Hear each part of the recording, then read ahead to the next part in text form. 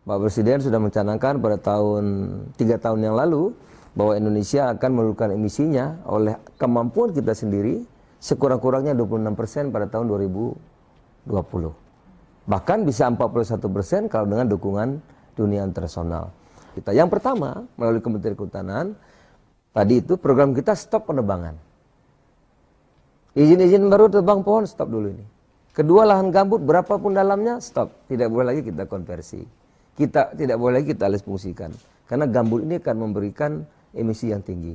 Yang kedua, melakukan penanaman, ya, mitigasi dan adaptasi, penanaman besar-besaran. Alhamdulillah sekarang publik kita, stakeholder yang lain, budaya menanam sudah mendapat sambutan luar biasa. Yang berikutnya, kita mengembangkan industri kayu tetap harus dikembangkan karena butuh kita. Tetapi industri kayu yang berbasis hutan tanaman. Jadi kalau dulu menebang dulu untuk industri, sekarang tidak. Industri harus menanam dahulu. Apakah bisa? Terbukti di Pulau Jawa kita surplus kayu tanaman. Program kita Kementerian Kehutanan penegakan hukum. Karena untuk mencegah degradasi dan deforestasi tanpa penegakan hukum yang tegas sulit untuk kita laksanakan. Ada dua yang kita lakukan. Pertama, sekarang penyempurnaan undang-undang yang menjadi inisiatif DPR agar ada efek jera terhadap pelanggaran-pelanggaran di kawasan hutan. Penegakan hukum di samping kita yang sekarang ini juga membuat tim gabungan baik Kejaksaan, KPK, kepolisian ya untuk bersama-sama menindak para pelanggaran di kawasan hutan termasuk illegal logging. Yang kedua, kita kerjasama internasional. Tentu kerusakan hutan itu, perdagangan kayu ilegal tidak mungkin bisa dicegah oleh kita sendiri. Tetapi juga harus melibatkan negara penerima.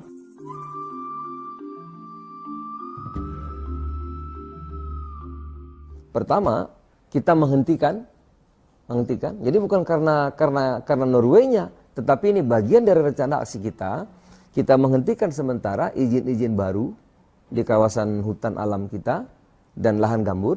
Yang kedua adalah kita membangun lembaga yang disebut dengan Red Plus itu agar nanti lembaga ini independen dan mendapat kepercayaan publik nasional maupun internasional, bukan oleh Kementerian Kehutanan. Kita akan membangun semacam lembaga keuangan atau trust fund ya, juga independen, bukan oleh Kementerian Kehutanan, bukan oleh Bappenas, tetapi satu lembaga yang mandiri yang dipercaya oleh publik nasional maupun internasional. Nah, apa tentang Red Plus itu tentu tidak mudah ya, tidak mudah.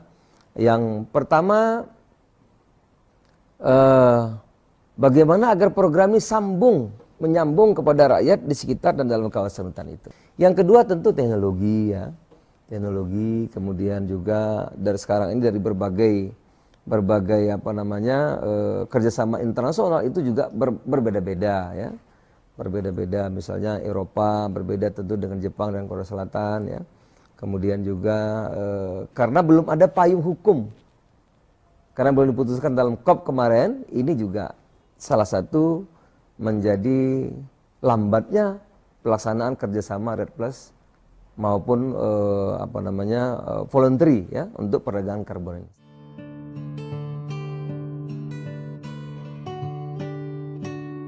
Tahun ini memang kita canangkan sebagai tahun untuk memperkuat perlindungan, pengelolaan kawasan konservasi kita. Fokus kita adalah menjaga kawasan konservasi, kawasan taman nasional, cagar alam dan sebagainya. Tentu meningkatkan kerjasama dengan pemerintah daerah yang pertama. Kedua, meningkatkan anggarannya. Anggarannya pada tahun ini kita tingkatkan 2 kali lipat untuk menjaga kawasan itu.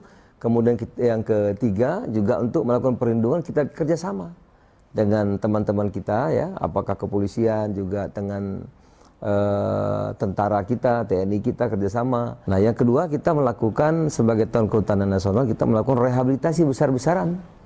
Alhamdulillah pada tahun ini apa yang dicanangkan Bapak Presiden yaitu kita harus menanam 1 miliar pohon. Alhamdulillah pada tahun 2010 kita mencapai 1,3 miliar pohon yang kita tanam.